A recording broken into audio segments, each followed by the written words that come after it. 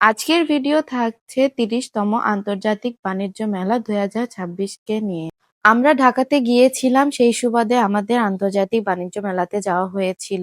আমরা গিয়েছিলাম আমার ছোট ননাসের বাসা উত্তরাতে। তো উত্তরা থেকে বাড্ডা অনেক বেশি কাছে হয়, সেই জন্য আমরা চলে গিয়েছিলাম আন্তর্জাতিক বাণিজ্য মেলা ২০২৬।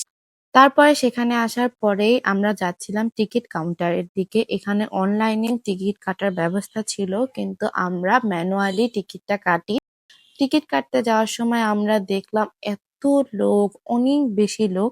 আর এইখানে টিকিট কাউন্টারের জায়গায় অনেকগুলা টিকিট কাউন্টারের ব্যবস্থা ছিল, যাতে সবার অনেক বেশি সমস্যা না হয় এই জন্য। তারপরে আমরা টিকিট কেটে সবাই ঢুকে গিয়েছিলাম মেলাতে।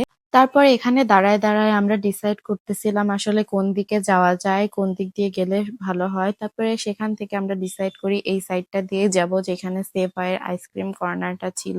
সেখানে গিয়ে বাবুরা অনেক বেশি হ্যাপি হয়ে যায় সেভয়ের এই পুতুলটা দেখে। তারপরে বেবিরা এর সাথে হ্যান্ডশেক করে, এবং আমার সাইহাম বেবি তো দেখে বলতেছিল আমি আইসক্রিম খাবো, আইসক্রিম খাবো। কিন্তু ঠান্ডার সময় আইসক্রিম তো দেওয়া যাবে না। তারপরে আমরা দেখতে পারি একটি পাকিস্তানি স্টল, সেখানে অনেক ধরনের পাকিস্তানি কাশ্মীরি শাল ছিল, অনেক ধরনের শাল ছিল।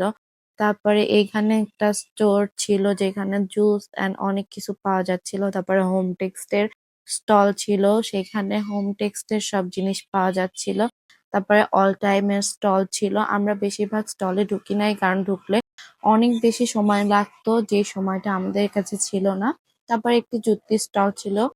তারপরে একটা ছিল হচ্ছে একটি ইন্ডিয়ান স্টল, সেখানে জিনিসগুলো অনেক বেশি সুন্দর ছিল। তারপরে সব থেকে বেশি সুন্দর লেগেছে আমার এই কার্পেটের স্টলটা, অনেক বেশি সুন্দর এবং প্রাইস গুলাও ছিল অনেক বেশি, এই জন্য আমার আর কেনা হয়নি। তারপরে এখানে অনেকগুলা হচ্ছে স্টল ছিল যেখানে এসব কার্পেট পাওয়া যাচ্ছিল, আর আমি মেইনলি এই স্টলটা দেখতে গিয়েছিলাম। এটা একটা তুর্কি স্টল, এখানে তুর্কির অনেক প্রোডাক্ট পাওয়া যাচ্ছিল। তুর্কির এই ঝাড়বাতিগুলার দাম ছিল ৫,০০০ থেকে ১৫,০০০ টাকা পর্যন্ত। এইগুলা দেখতেই আমি মেইনলি গিয়েছিলাম, এত বেশি সুন্দর ছিল, কিন্তু আনফরচুনেটলি এগুলা কিনে এনে আমার বাসায় লাগানোর মতো কোনো স্পেস নাই, এই জন্য আমি কিনতে পারি নাই। তারপরে আমরা হচ্ছে এগুলা দেখে আমরা অনেক বেশি টায়ার্ড হয়ে গিয়েছিলাম, এই জন্য আমরা চলে যাচ্ছিলাম। থ্যাংক ইউ সবাইকে আমার ভিডিওটি দেখার জন্য, এবং ভালো লাগলে অবশ্যই লাইক সাবস্ক্রাইব করতে ভুলবেন না। Thank you for watching.